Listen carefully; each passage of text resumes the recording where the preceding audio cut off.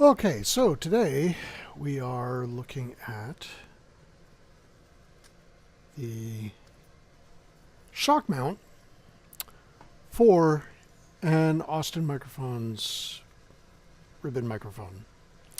This is a DIY microphone. It's a great deal. It's fun to make, and they sound really nice. I made mine with a cinematic transformer, and I've been doing some recording with it, and I really like it. It beat out condensers on recording some French horn recently. It didn't beat out the AKG C12A that I have, but I didn't AB it against the C12A. But I will be doing that with some acoustic guitar at some point. In any case, it's just a delightful sounding microphone.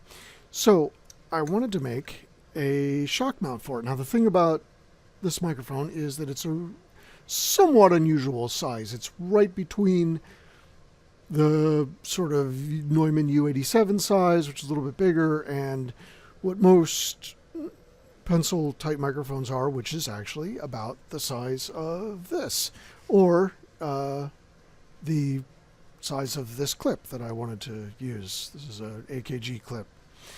So it comes in two pieces. There's the ring with this cylinder attached to it, and then there's the actual clip that goes onto the microphone.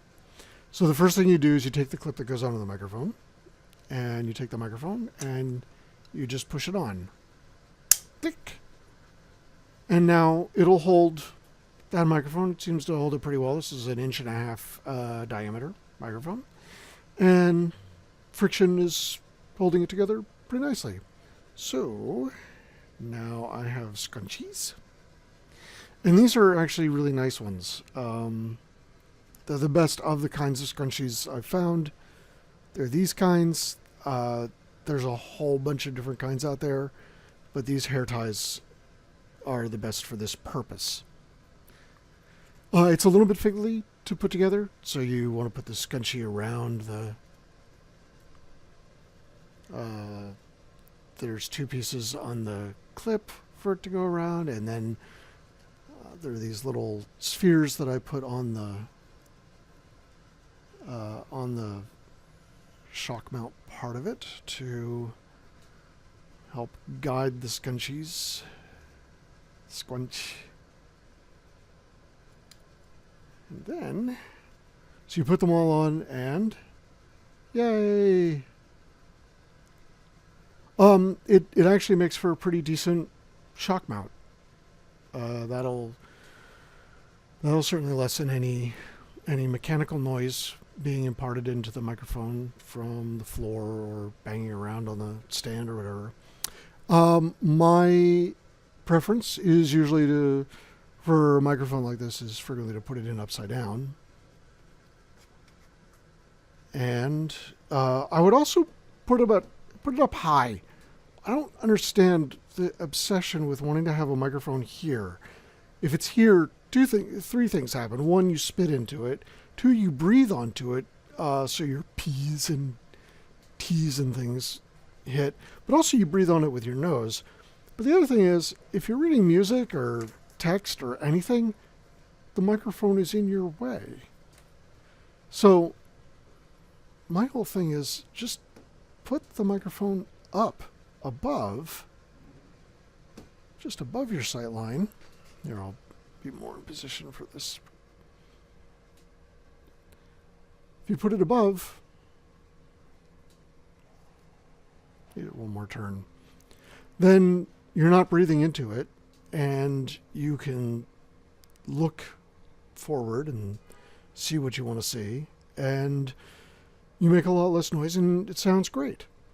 And I started doing that a long time ago. I think I was recording commercials for Prudential. Good grief. Anyway, these Austin microphones sound great. They're fun to build. They're fairly simple. It's just mounting the ribbon and attaching it to a transformer. It'll take you several hours if it's the first one you've done, but it's a lot of fun, and it sounds pretty darn good. So now you can also, if you've got a 3D printer, which will take several hours, but you can print it out of PLA. I like PLA. PLA works great for this because I think it has exactly the right amount of tension, so the mic snaps in there and holds it without cracking. And there you go. Shock mount for the Austin microphone.